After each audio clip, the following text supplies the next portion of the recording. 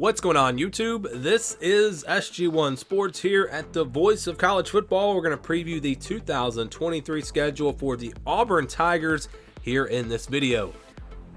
Here was the schedule from 2022 for Auburn. You can see a rough year, of course, 5-7, and they always have one of the most difficult schedules in all of college football because they play Georgia and Alabama every year. Only Auburn and Tennessee play Georgia and Alabama every single year because of the cross-division rivalries. They also usually play a pretty tough non-conference game. They had Penn State last year, of course. That was a tough one. But you look at the schedule here. They had Georgia, Ole Miss on the road, Mississippi State, Alabama on the road. Those will obviously be flipped for 2023. But again, a 5-7 year. Not a great season with a very difficult schedule. If they had an easier schedule, perhaps they could have made it to a bowl game. But still, this wasn't a great team last year. Of course, a new era with Hugh Freeze. We'll see what they look like in 2023. So here are the games that they will play outside of the division. They'll play UMass. They'll play on the road at Cal, which is just a kind of a weird matchup there. They'll play Samford and New Mexico State. So they will play a Power 5 opponent this year, but it's Cal. It's not Penn State. It's not Clemson. They played Clemson recently. So maybe a bit of a break there in the non-conference schedule. But they do have to go all the way out west to play Cal. So that'll be interesting.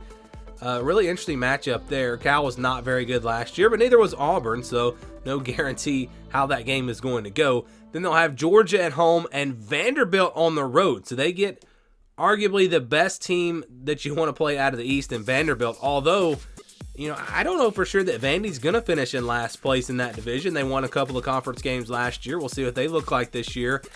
But I think that's probably who you want to play. And you want to play that game on the road so you can get Georgia at home. That's a very, very nice schedule here compared to what they've had in the past. You look at how it all lines up. And they'll play UMass to start things off on September the 2nd. Then it's on the road at Cal. And then Samford. So those are your first three games, not Stanford, Samford. Those are your first three games, three non-conference games. A couple of should be easy wins, and then Cal on the road. Again, that's just an interesting matchup there. But there's a good chance that they start off 3-0. But look at the next three games. They got it rough here with these three games. Texas A&M, Georgia, and LSU. Those three games in a row, two of them on the road. They'll play at Texas A&M, at Auburn. They do get a bye week between Georgia and LSU, so that makes it not quite as bad. But that is a tough three-game stretch. I don't know, that may be one of the toughest in the country.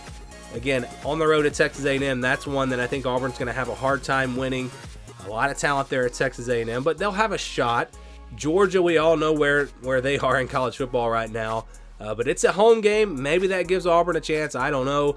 And then at LSU, obviously going to be really tough. They're a preseason top 5 or 6 team for most people.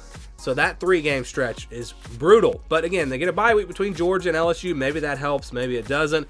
After that, it eases up just a little bit. They get Ole Miss on October the 21st. That'll be a home game. And then Mississippi State, a home game. So back-to-back home games there. Again, against Ole Miss and Mississippi State.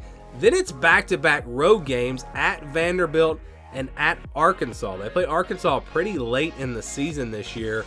Those games, again, on the road, it's never easy to win in the SEC, but you'd rather play Vanderbilt on the road than play, Ole Miss or Mississippi State, I think. Again, we don't really know for sure how these teams are going to look next year. But after that, they get New Mexico State, who I believe beat Liberty last year. So Hugh Freeze is familiar with them. That will be an interesting matchup there. New Mexico State actually came on and had a decent year last year.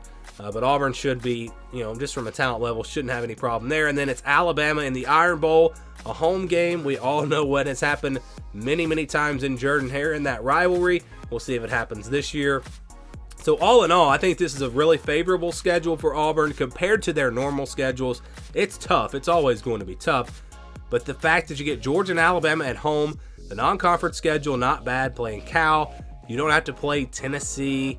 You don't have to play South Carolina. Instead, you get Vanderbilt out of the East. That stretch between Texas A&M and LSU is obviously very, very tough. But, if they start off 3-3, you look at the rest of the schedule, there's a decent chance they could go into that Alabama game with still just 3 losses.